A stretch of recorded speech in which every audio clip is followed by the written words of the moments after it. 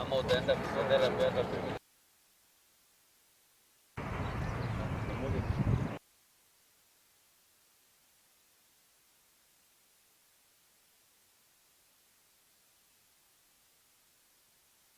kuna malalamiko mengi sana kutoka kwa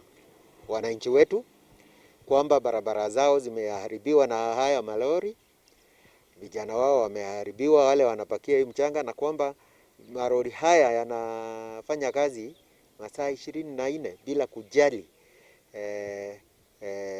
mambo ya ama utulivu wa wananchi katika. I want to send a message from people within Mukaa sub-county is that, and especially the sound harvesters from Mashuru area, is that the government is here, will enforce fully the issues of axolotl control to make sure that as they do their business, because we are here to also facilitate them to do business, and that is through one, having good infrastructure. We will be here to ensure they also comply with the loading capacity of their vehicles,